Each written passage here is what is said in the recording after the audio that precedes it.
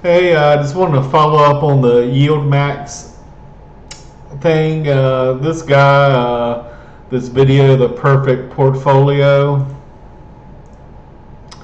Let me like and subscribe since I'm doing a shout out to him. But it says more info can be found at this website here.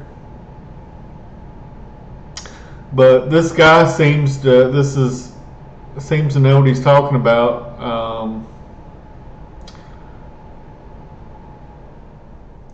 I'll listen a couple minutes to it.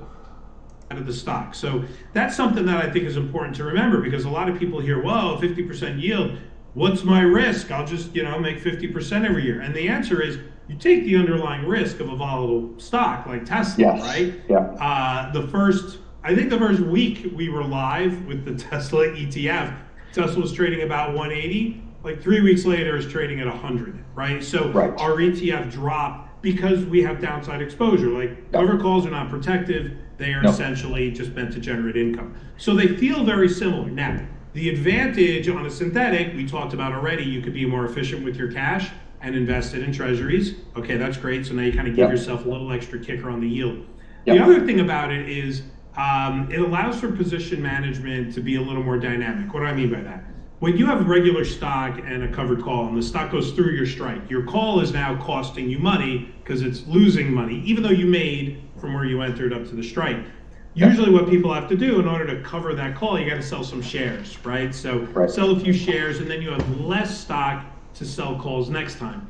That's not the case with the synthetic options, right? We could just roll that whole combo out, create extra cash for us, and then that ends up covering the cost of the call, and I never have to take off my contracts. And so it's one of those things that there are some tactical advantages when it comes to that. The downside is we're generating a lot of taxable events, right? Because we're trading every 3 months on the underlying. Whereas if you just own Tesla for 5 years, you never have to sell it. With our options, we are going to create taxable events not only on the short calls that we're selling every week, but on the synthetic call when we roll that. Okay.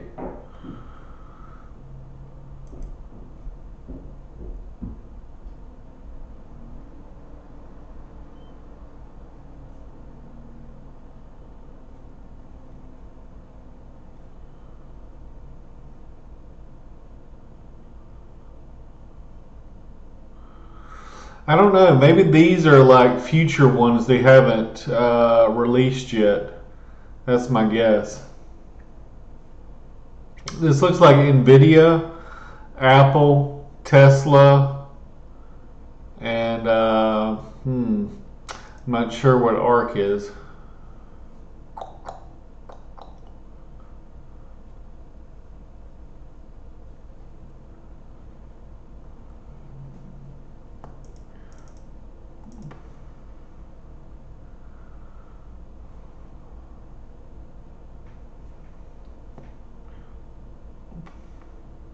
Oh Lord, Kathy Wood, the fucking disaster. Oh my gosh.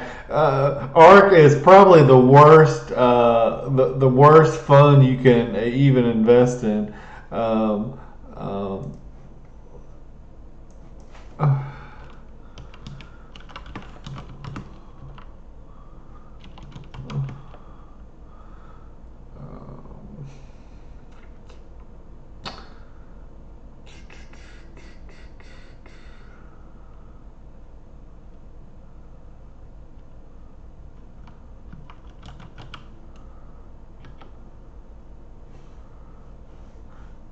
she looks ugly. She looks so disgusting to me. But I wish it says 31%. That's hilarious. This fund has returned like the worst. Um,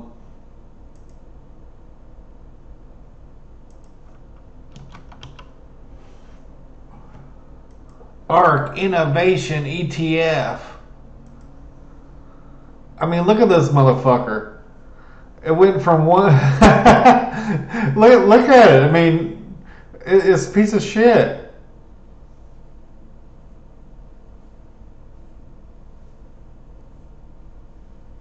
I mean, look. If you look, you bought this piece of shit at 150, and now you're down to 40.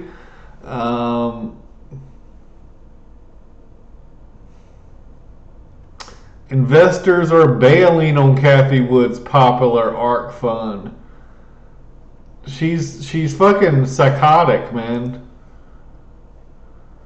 Please don't invest in this ARK shit, please.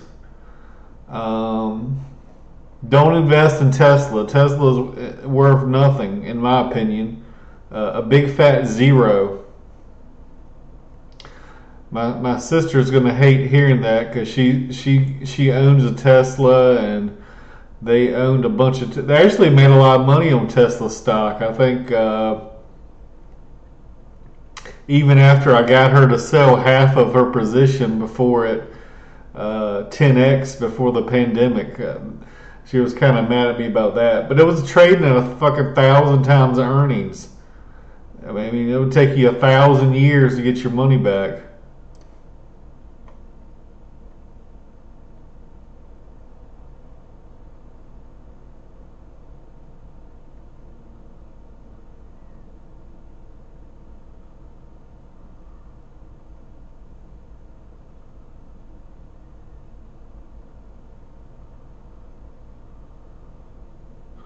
See, the risk to me is in a synthetic cover call strategy. The investor, the fund, does not own the underlying security.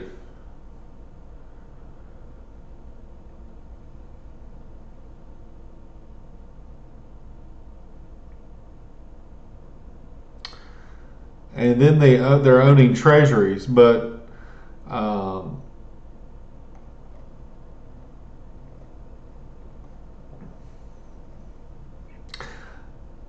you know, when I thought the market was going to crash a couple years ago before they increased the money supply 40%, I was all in 30-year treasuries based on Dr. Lacey Hunt. And we kind of got our ass kicked, to be honest with you. But like I said, I don't think treasuries will never beat a stock, in my opinion. So,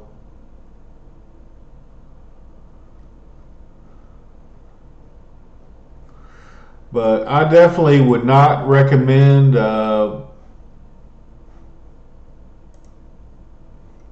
this one. ARK is a piece of shit.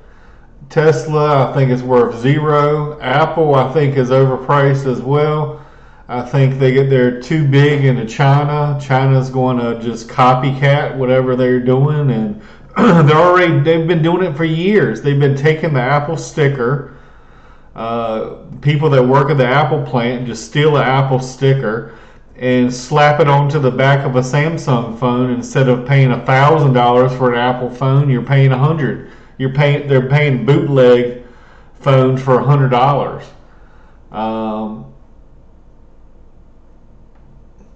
Nvidia, maybe. I really like Google, to be honest, but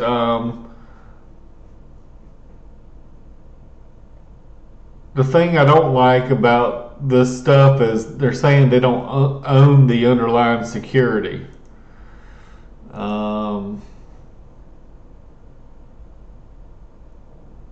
But hey, you know, if you can get a 50% yield, you know, go for it. And you know, like I said, if you have, you know, 20 or 30 different monthly payers, and you know, one or two go to zero or whatever, you know, like it's not going to hurt you that much, and it might boost your overall return. Let's say I got a collection of a bunch of funds that are 10 or 15% yielders, and then I have like a couple that are like 3 and 5 to kind of balance them out. And then you could have, one or two like in the 50 plus range to, if they pay a couple dividends, wow, that's huge, and that will kind of balance everything out. But like I said, in general, anytime you see a fund yielding over 10%, watch out.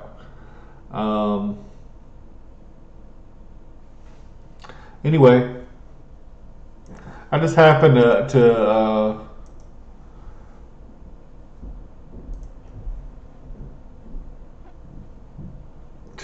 see this.